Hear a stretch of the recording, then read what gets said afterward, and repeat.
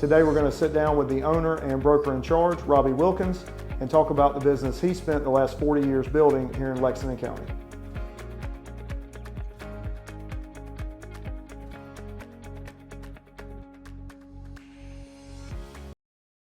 In the early part of your career, what did you do in practicing law, and how has that helped you in your real estate career? Well, again, you keep hearing me talk about my father. I was very blessed. He was the #1 estate planning lawyer in South Carolina and maybe in the country. So when I got out of law school, I went into the estate planning business with my father. It helps when I deal with families because I understand all the tax consequences and estate planning procedures that they should go through. And I don't practice law anymore, but when I meet with a family, they understand that I have the knowledge on the tax side and the estate planning side to put the best model together for where they should go with their real estate planning. Besides normal brokerage activities, what do you encourage your real estate agents to do? We're a very different real estate company from the national companies that you're typically familiar with. I encourage all of my real estate agents to be principals in a deal. Gregory, my son, who works for me, we've built 39-unit affordable housing projects. We've done all kinds of things where he's in the deal.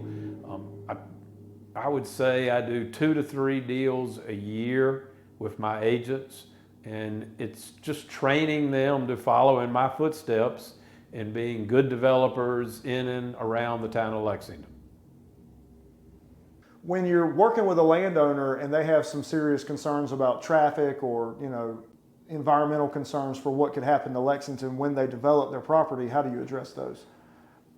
All landowners have concerns. Most of these landowners have had these tracts in their families for generations, and just like my family. But Lexington has changed. We have traffic, it's not going away. We have regulations that make development much tougher than they were 20 years ago. They will only get tougher in the future. That actually has an impact on land value, because the tougher the regs are, sometimes it reduces the value of land. It's all driven, though, by the school district. People are coming to Lexington because we have one of the top school districts in the state of South Carolina. Growth is not going away. Traffic is not going away. Regulations aren't going away. Those are just things that you need somebody very skilled at who can navigate that entire process. Speaking of regulations, what should someone know when purchasing a lot on Lake Murray to build their dream house? #1, we just got what's called the Lake Murray Overlay District. That was put in place by council about a year ago. If you're in a planned subdivision greater than 9 lots, there's a pretty onerous buffering restriction that's in place. Septic tanks are getting harder and harder to get approved. Most places on the lake do not have sewer.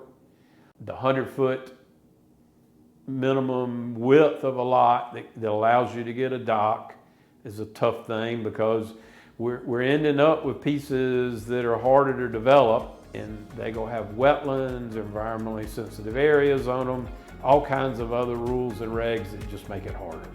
So you've got to have a skilled agent take you through the process to get you on the right lot.